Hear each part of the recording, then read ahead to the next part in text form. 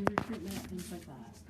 So, the things we're going to talk about tonight are an overview of what our Head Start is, an explanation of what Policy Council is, identify the responsibilities and the roles of what Policy Council does, and then kind of an overview of what a typical meeting looks like, and then some expectations, and then review the documents in your folder. So to start off, our mission statement is to supporting, educating, advocating, empowering one child, one family, and one community partnership at a time. The history of our agency was in 1992. There was 4 school districts that came together as a cooperative. So it's Springfield, Platteview, Gretna School District, Bellevue Public Schools, and then Papillion La Vista Community Schools came together and formed this cooperative and wrote a grant, and we started with 57 Head Start kids. And then over time there was some more grants and expansions that happened. Early Head Start happened. And so now we're currently at 221 kids. So we have 96 on the early Head Start site and 125 on Head Start. We are funded to serve pregnant women up through age 5, as long as they're not age eligible for kindergarten. And then we've been providing services for 26 years in the county. So how that kind of breaks down is for early Head Start, we have 4 different locations. We have our center next door, that's SCCDC. Then we have Peter Sarpy, Bellevue West, and Golden Hills has a classroom in the portable that's for early Head Start.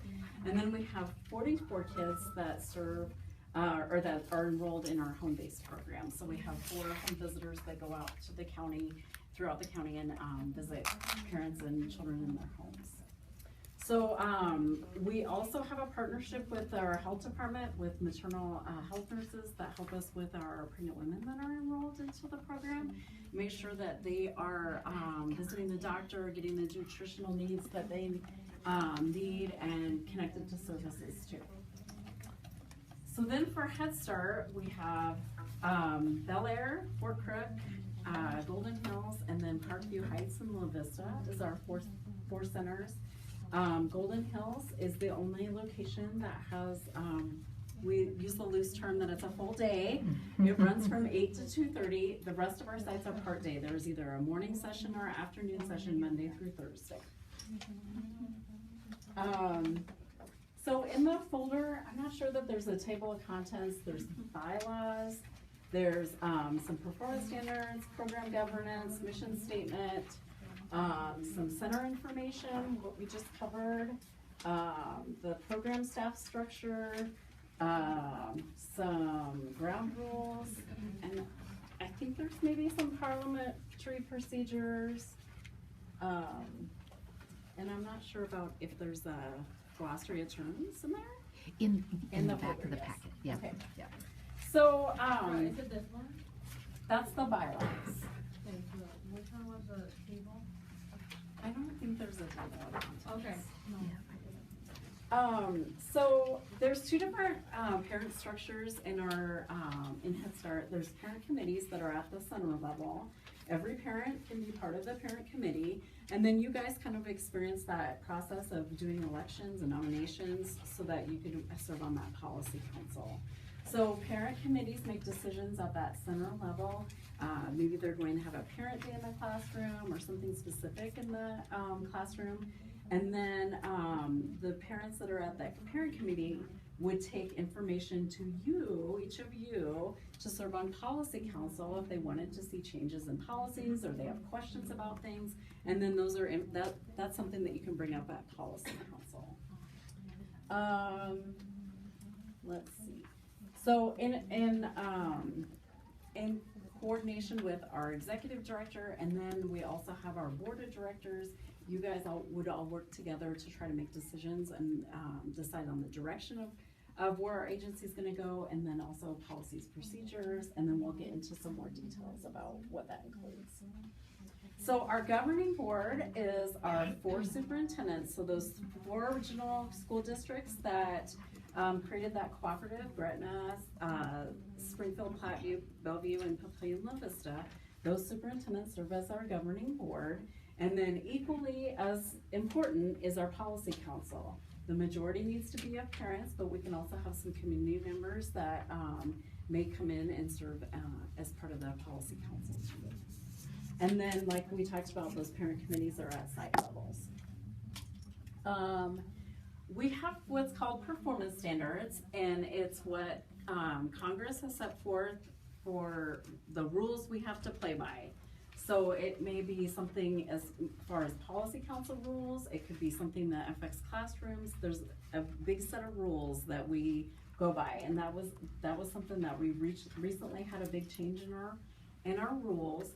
But as far as the act of the Head Start Act says that we have to have activities that support the involvement of parents in our program, whether it's operations, policies, have meet the community and parent needs, and then we have to have a development of bylaws. So the bylaws for policy council are already established, and then once a year that's reviewed to see if there's any changes that we need to make. You guys can also help us with recruitment and selection. Once a year, we usually have after we've done all our roundups, then we have a meeting and make a determination of which kids are gonna come into the program based on their applications and how many points come in. So a lot of times we have somebody from the policy council come in and sit with us during that meeting to make sure that it's an anonymous way that we select children, that it's solely based on points for the program. Usually before that happens, I come to a policy council meeting and I talk about those policies and how we're gonna go through the selection process and who gets points for this and who gets points for that. And then you also have input on those policies and procedures.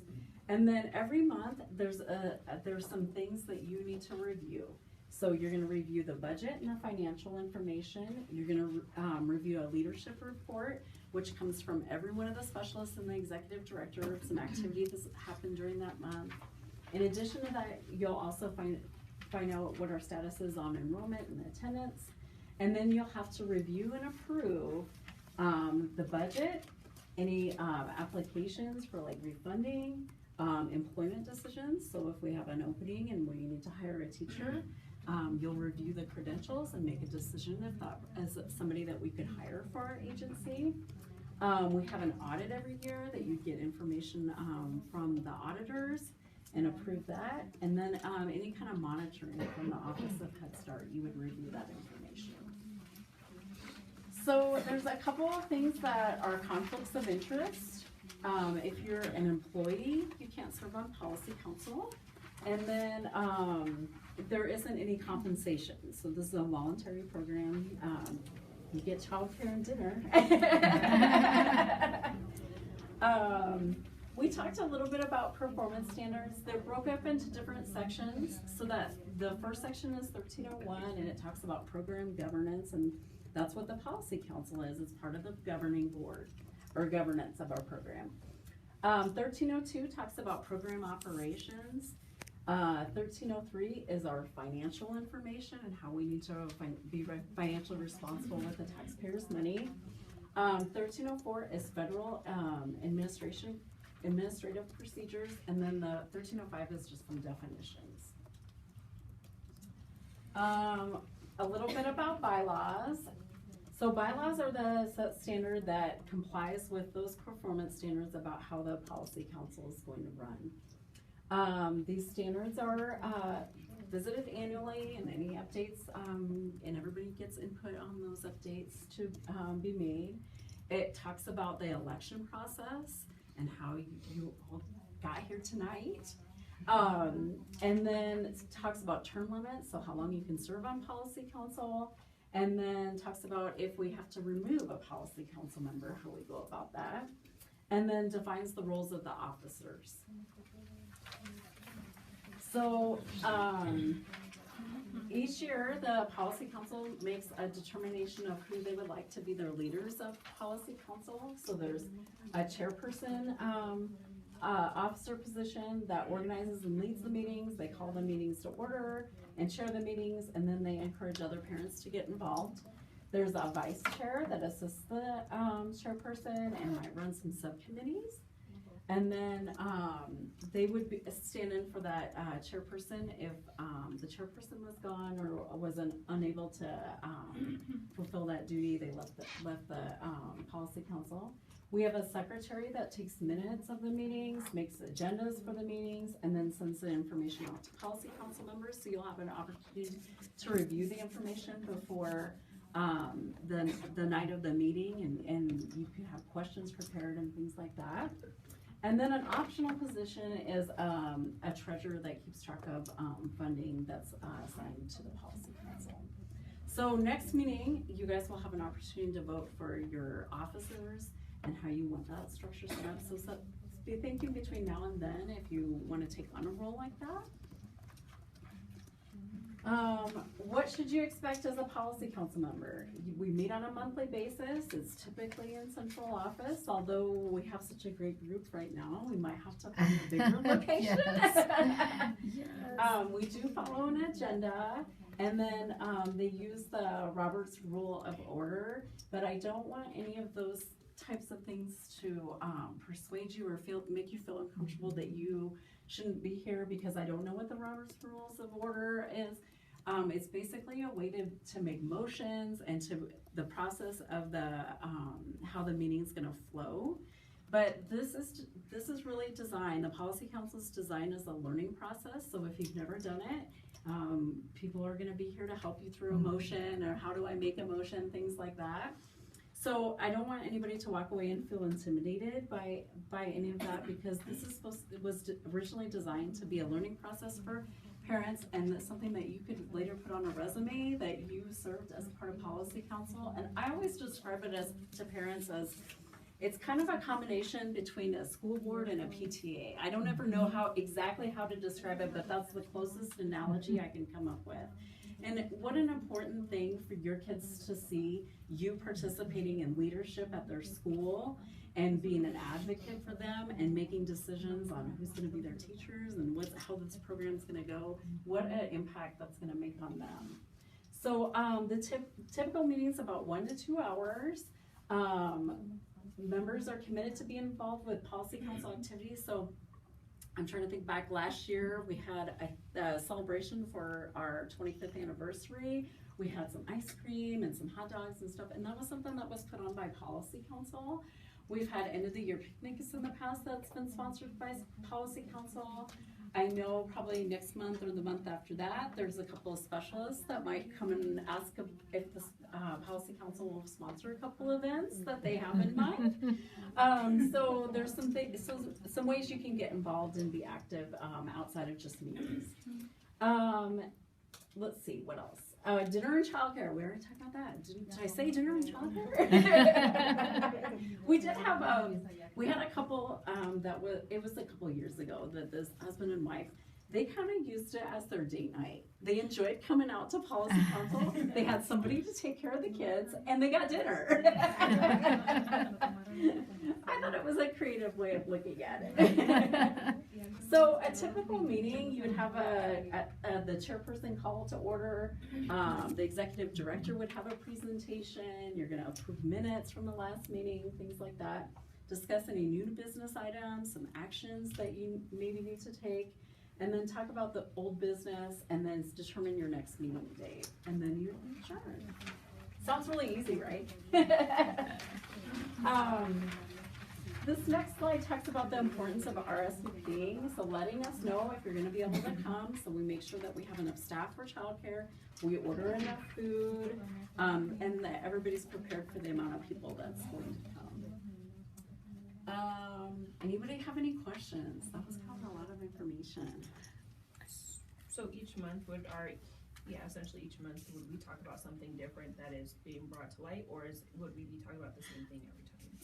Well, there's going to be some things that are consistent every month. So looking at budget, looking at leadership reports, things like that. But then you also have that opportunity that if there's a concern that's come to light or something you want to celebrate at your center, hey, this really worked out, and you might want to think about it for your child's school. That's up to you guys to kind of push that into a different direction. If like I said, there's certain things you have to approve every month, but then if there's something that someone, a parent has brought to you that you wanna bring up and see what other centers do to handle it, things like that. So is it gonna be the exact same thing every time? No. I wonder if one of our parents that aren't on would wanna share. Yeah, so it just depends on the time of year.